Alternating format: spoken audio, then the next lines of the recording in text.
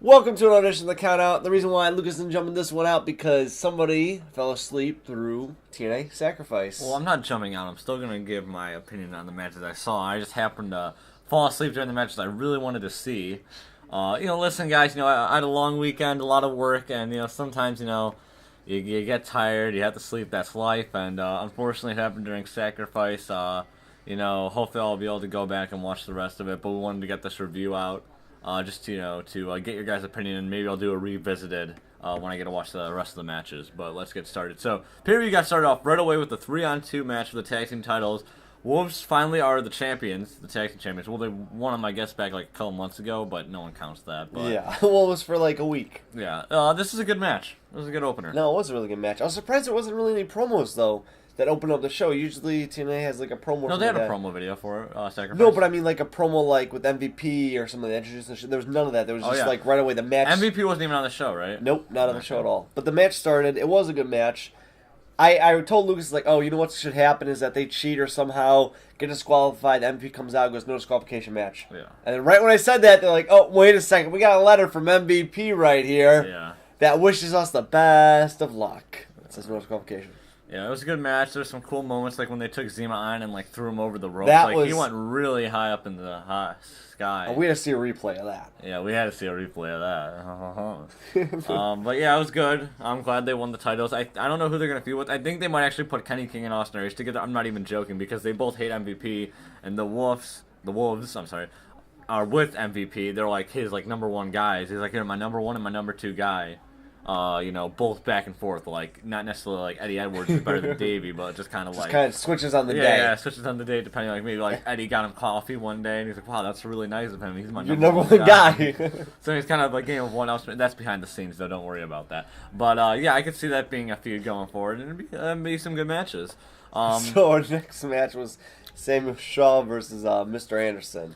Actually, I think this was a good match. This was probably the best match they've had.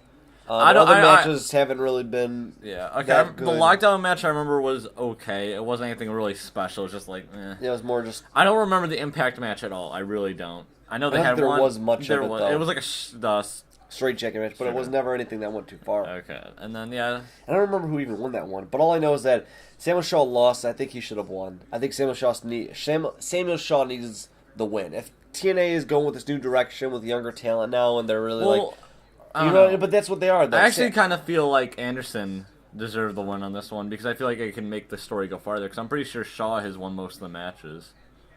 So he won a lot of time. And because he's going to the mental asylum, that could probably mean more like for character development. That's true. It could be. So overall, it was a good match. I mean, it's more about the story in these matches than the actual wrestling, which, you gotta respect that. There were some cool moments, but, yeah. And there's some funny stuff in there. Like, I know you wish that maybe Anderson was a little bit more serious around Shaw, but I thought it was funny when he, went backstage and Borash was back there. He's like, oh, interview us. No, I didn't think that was... No, that's EC3. That was... EC3 I was talking about that. I was like, I really want them to make No, I'm talking about Anderson and Shaw right now. Yeah, I didn't say that, though. I'm not saying you said that, Corey. Oh, I thought that's what you said. You said, I know you want Anderson to be more serious. No, I said I know some people would like that feud to be more serious. Oh, I'm sorry. How Anderson acts, but...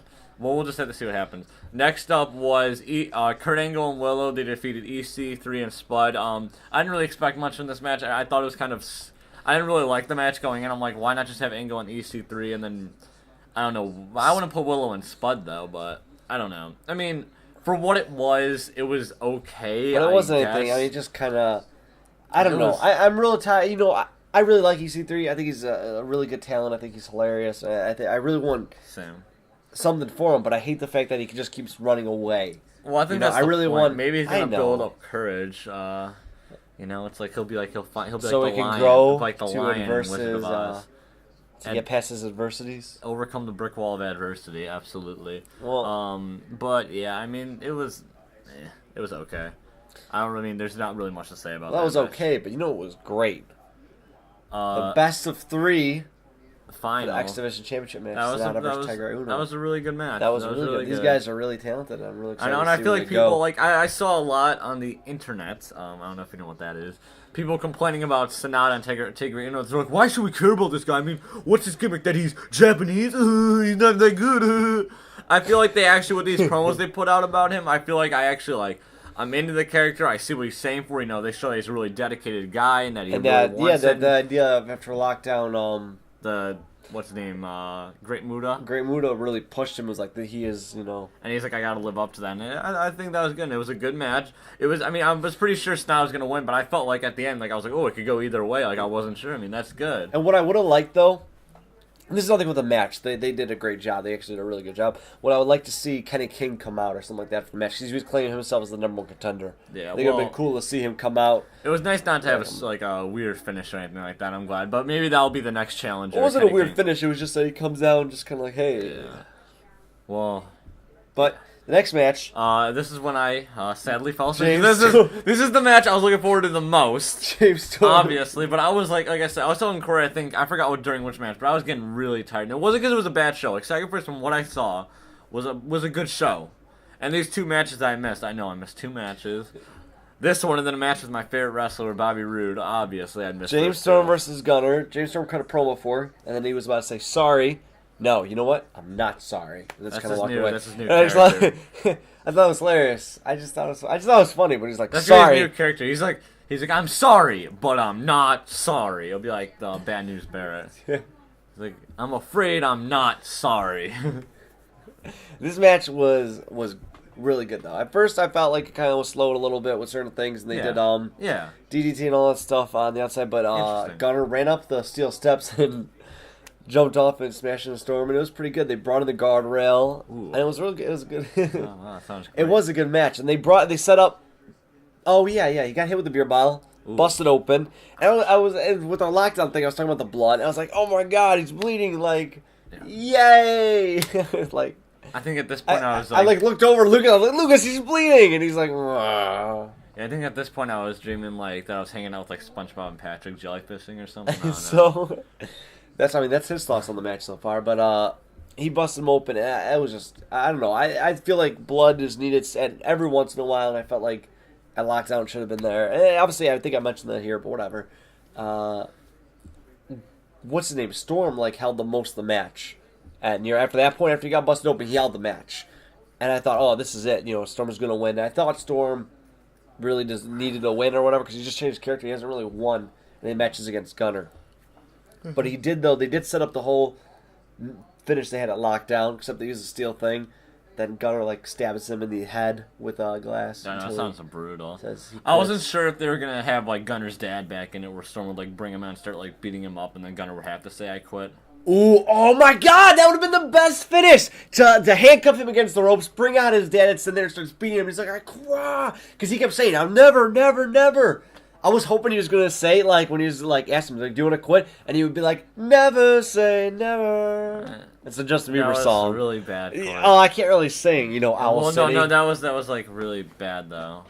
As in, not the singing, just, the joke. God, that was just horrible. Don't give me that look. Alright, so the next match, Knockouts match. I think I was kind of, half awake, half asleep for this one. And this one, from what I heard / saw, wasn't anything really special. No, this was a very weak Knockouts match. At least I think so. I didn't think much of it. I didn't really care to pay too much attention to it. Wow, that's just shows how sexist. No, because they just weren't that. I don't know.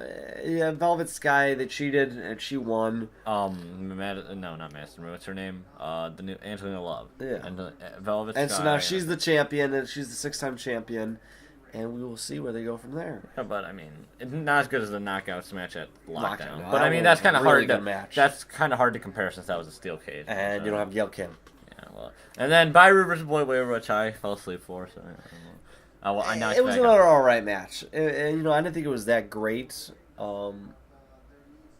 just, I don't know. It wasn't anything too special. They had at the very end Dixie a security guard came out and pushed Bully Ray off the top rope to the table below, where he's going to jump off it to land on Bobby Roode, and it was like, oh, who is that? Who could that be? And everyone's saying like, you suck, Dixie, and then I was just like, I don't know who that is. And then she like takes off her beard. It's like, oh, it's Dixie Carter. She's like, you shouldn't have messed with me, Bobby Roode. And when I say Bobby Roode, I mean Bully Ray. And Bobby's like, yeah. Yeah, and then he kind of got up and was like, yeah, I won, and left. So it was an alright match. It could have been better, though. Yeah, alright. And then the World Heavyweight Championship, they had a really good promo video. I woke up just in time for that promo video with Eric Young, and they had a great song, whatever it was. I really liked the song. You know what the song was? No idea. It was really good.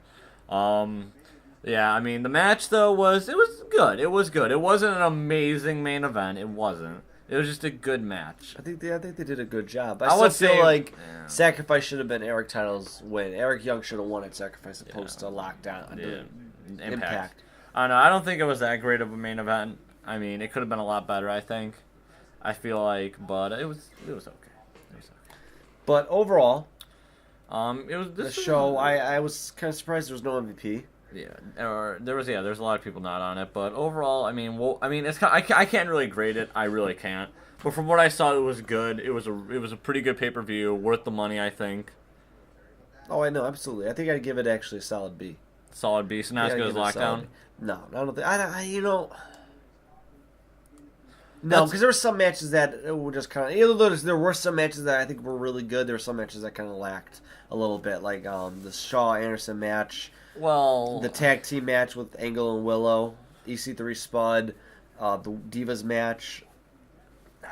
Those matches could have just been. I wish they were just a little bit better. Yeah, I mean, I can't really make a fair judgment. I really can't, but I enjoyed it. And overall, I want to know what you guys thought of Sacrifice. What do you guys think of TNA going on right now? I feel like TNA's doing a lot better now. Let's just see where they're gonna build the fuse now, coming up to. Well, that's the thing. Like Eric Young, I think is going to be I think he's still going to be a transition. Is that what's called, transitional champion? Well, they're actually looking at, from what I hear on the interwebs, it's always true. Obviously, that's how World War I got started. Yeah. How what got started? It was a commercial. That's not funny. It was a commercial.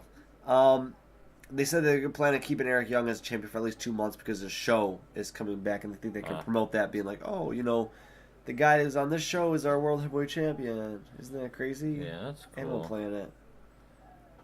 Awesome. But that's what I hear. He'll probably lose that Slammiversary. Most likely. That'd be fine. Yeah. I don't want him to headline bound. I don't think he'd be good to headline bound for Glory. At that time, it's someone else's time. I think Bobby Roode should beat him or someone, and then maybe Angle should win the series or something, or maybe Styles. You never know, actually. Angle's contract's going to be expiring in September or something like that, October. We'll have to see, won't we? We'll have to see, yeah. All right, well, good night, folks. Just, stay classy and just, keep on just pushing through. Life's going to get hard, but just overcome. And, just... overcome the sleep. Be sure to, stay up and watch the show. Brush your teeth and... rock and roll. Yeah, have fun.